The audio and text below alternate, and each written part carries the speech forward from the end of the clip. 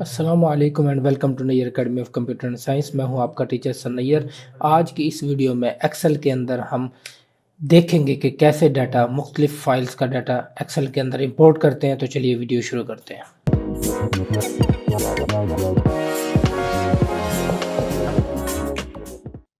Next group की तरफ चलते हैं हम। तो उसके लिए मैं क्या करता हूं, पहले असाइनमेंट ओपन कर लेता हूं। मिसाल के तौर पर हमारे पास ये असाइनमेंट ऑलरेडी मौजूद है। तो नेक्स्ट ग्रुप जो है हमारा डाटा के अंदर जो है वो गेट एंड ट्रांसफॉर्म डाटा का है।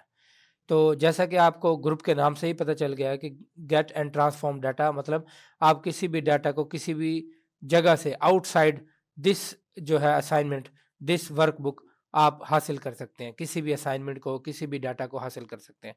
अब उसमें मुख्तलिफ किस्म का डाटा होता है, आपको पता है। सबसे पहले ये देखो ऑप्शन है कि गेट डाटा।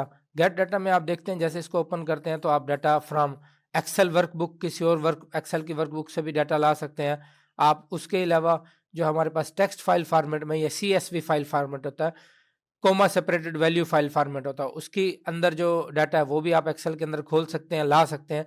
XML डाटा भी ला सकते हैं, एक्सटेंसिबल मार्कअप लैंग्वेज डाटा जो होता है। उसके बाद जेसन का डाटा है, PDF फाइल फॉर्मेट भी आप यहाँ पर ओपन कर सकते हैं। कोई फोल्डर से भी डाटा ला सकते हैं, शेयर पॉइंट से भी डाटा ला सकते हैं। इसी तरह मुख्तलिफ जो है हम यहाँ पर फ्रॉम डाटाबेस, मुख्तलिफ डाटाबेसेस होती हैं, SQL सर्वर डाटाबेस से भी डाटा ला सकते हैं। तो मुख्तलिफ ये हमारे पास डाटाबेसेस का भी डाटा आ सकता है। उसके अलावा एजर का एक सॉफ्टवेयर है जो कि हमारे मुख्तलिफ बड़ी बड़ी ऑर्गेनाइजेशंस में यूज़ होता है। एजर SQL डाटाबेस भी ला सकते हैं हम। इस एजर से रिलेटेड जो है डाटा वो भी हम यहाँ पर मुख्तलिफ किस्म का ला सकते हैं। उसके अलावा फ्रॉम ऑनलाइन सर्विसेज का भी डाटा, मतलब इंटरनेट के ज़रिए से शेयर पॉइंट ऑनलाइन का, माइक्रोसॉफ्ट एक्सचेंज ऑनलाइन का, डायनामिक्स 365 का, और उसके अलावा सेल्स फोर्स का डाटा। तो इस तरह मुख्तलिफ सॉफ्टवेयर का भी डाटा हम इसके अंदर ला सकते हैं। उसके अलावा अदर सोर्सेज से भी हम डाटा चाहें तो यहाँ पर ला सकते हैं। मैं इसको समझाने के लिए, अभी के लिए आपको समझाने के लिए मैं ऐसे करता हूँ, फ्रॉम फाइल में जाता हूँ और यहाँ पर अगर एक्सेल का डाटा लाना चाहते हैं तो आप ला सकते हैं। उसके अलावा अगर टेक्स्ट फाइल फॉर्मेट का डाटा लाना चाहते हैं, उसके लिए हम क्या करते हैं, एक टेक्स्ट फाइल जो है वो बना कर रख देते हैं। फॉर एग्जाम्पल मैं यहाँ पर सर्च करता हूँ, एक मैं वर्ड पैड ओपन करने की कोशिश करता हूँ। तो विंडोज़ का ये जो है बिल्ट इन सॉफ्टवेयर होता है, विंडोज़ के अंदर ही मौजूद होता है। तो इसके अंदर मैं कुछ भी लिखता हूँ, फॉर एग्जांपल कैप्स लॉक मैं ऑन करता हूँ।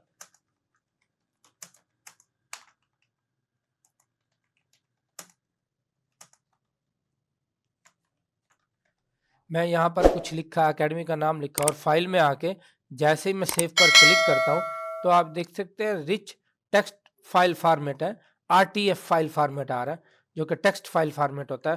उसके अंदर ABC मैं D ये असाइनमेंट का नाम रखता हूँ और मैं डेस्कटॉप पर इसको सेव करने की कोशिश करता हूँ, या फिर मैं इसको अनदर लोकेशन पे सेव करता हूँ। यहाँ पर मैंने H ड्राइव में इसको सेव कर दिया। अब अगर मैं इसको क्लोज कर देता हूँ, अब मैं चलता हूँ अपनी सेम असाइनमेंट की शीट पर, एक्सेल की।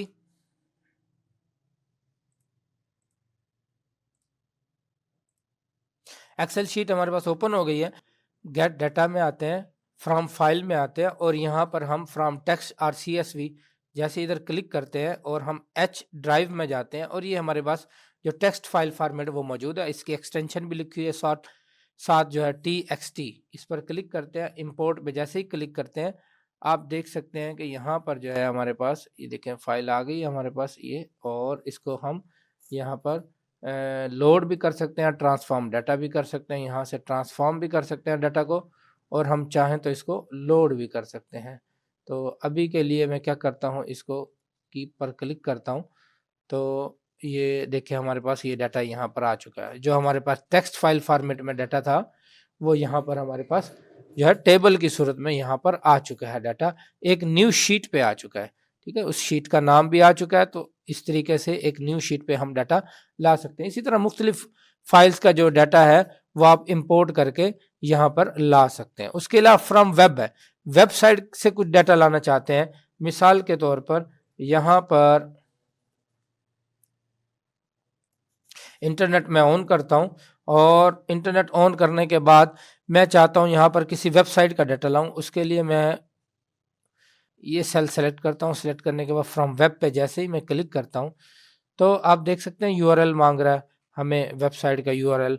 तो अगर मैं यहाँ लिखता हूँ www.wikipedia.com, तो अभी यहाँ पर इंटरनेट होना चाहिए। इस फंक्शन के लिए आपके पास इंटरनेट ज़रूर होना चाहिए। तो उसके बाद कनेक्ट पे क्लिक करेंगे, इंटरनेट के साथ हम कनेक्ट करना चाह रहे हैं।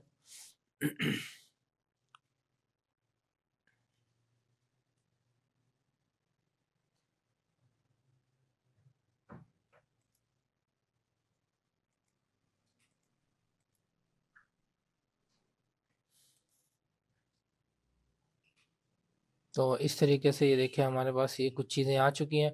अगर हम इसको लोड करना चाहते हैं तो हम यहाँ पर इसको लोड भी कर सकते हैं। तो यहाँ पर ये हमारे पास टेक्स्ट की सूरत में, ये देखें मुख्तलिफ डाटा अगर कहीं से लाना चाहते हैं वो टेक्स्ट की सूरत में हमें यहाँ पर शो भी हो जाता है। तो इस तरीके से भी हम डाटा अपनी असाइनमेंट में ला सकते हैं। तो उसके लिए अब मैं क्या करता हूँ, नेक्स्ट जो है मैं मूव करता हूँ, नेक्स्ट मूव करता हूँ। तो यहाँ पर वो ये भी बताते हैं कि आप टेबल से या रेंज से भी डाटा ला सकते हैं। उसके अलावा आप रीसेंट सोर्सेज आप देख सकते हैं। उसके लिए आप ये देख सकते हैं कि हमारे पास एक टेक्स्ट फाइल का कनेक्शन है इस पेज के साथ, और एक असाइनमेंट अब्दुल रहमान असाइनमेंट के नाम से असाइनमेंट है, और विकीपीडिया का भी कनेक्शन यहाँ पर शो हो रहा है। तो यहाँ से कुछ कनेक्शन, एग्जिस्टिंग कनेक्शन, ये भी वही चीज़ शो करता है कि किस किस फाइल का इस पेज के साथ कनेक्शन है, तो वो यहाँ पर शो होते हैं कनेक्शंस। तो इन ऑप्शंस को इस तरीके से हम यूज़ कर सकते हैं। उसके अलावा हम इस को मैं डिलीट कर रहा हूँ इस पेज को। तो यहाँ से मैंने डिलीट कर दिया। अब मैं प्रीवियस पेज पे वापस आता हूँ। आप देख सकते हैं यहाँ पर Nayyar Academy of Computer and Science लिखा हुआ है। अब मैं क्या करता हूँ, रिफ्रेश के ऑप्शन को समझाने के लिए मैं क्या करता हूँ, उससे पहले मैं इस तरह करता हूँ कि मैं अपनी असाइनमेंट ओपन करता हूँ जो मैंने सेव की हुई है पहले से। फॉर एग्जाम्पल मैंने एच ड्राइव में ये टेक्स्ट फाइल सेव की थी। इसमें से मैं क्या करता हूँ, ये साइंस जो है ये मुझे नहीं चाहिए, ये साइंस मैं हटाना चाहता हूँ। ये मैंने हटा दिया और उसके बाद इसको जैसे ही क्लोज करना चाहा तो पहले मैंने सेव कर दिया। अब सेव करने के बाद इसको तो क्लोज कर दिया, लेकिन ये फाइल तो मैंने लोड की हुई है जो कि एक्सेल पर मौजूद है मेरे पास। तो जैसे ही मैं इसको ओपन करता हूँ, अब यहाँ तो साइंस लिखा हुआ है। तो अब मैं बार बार उधर से कॉपी करके लाऊं नहीं, उसके लिए मैं क्या करूंगा, अगर ओरिजिनल फाइल में मैंने कुछ चेंजेस की हुई हैं तो मुझे बार बार लोड नहीं करना पड़ेगा। मुझे यहां पर आके रिफ्रेश के बटन पे जैसे ही मैं क्लिक करूंगा, ओके पर क्लिक करूंगा, आप देख सकते हैं यहां से साइंस हट गया। तो इस तरीके से जो चेंजेस ओरिजिनल फाइल में करेंगे और जो इस पेज पर लोड करके हम ला चुके हैं, तो ओरिजिनल फाइल में चेंजेस करने के बाद यहाँ पर रिफ्रेश करेंगे तो आपके वो चेंजेस यहाँ पर भी अप्लाई हो जाएंगे। उसके अलावा क्वेरीज एंड कनेक्शंस हैं, यहाँ से भी आप पता चला सकते हैं कौन कौन से कनेक्शन जो है हमारे इस पेज के साथ किस किस फाइल का कनेक्शन हुआ पड़ा है। तो ये चीज़ें भी आप यहाँ से देख सकते हैं। आज की वीडियो में बस इतना ही। उम्मीद करता हूँ आपको वीडियो अच्छी लगेगी। अगर आपको वीडियो अच्छी लगे तो चैनल को सब्सक्राइब लाजमी कीजिएगा। Thanks for watching.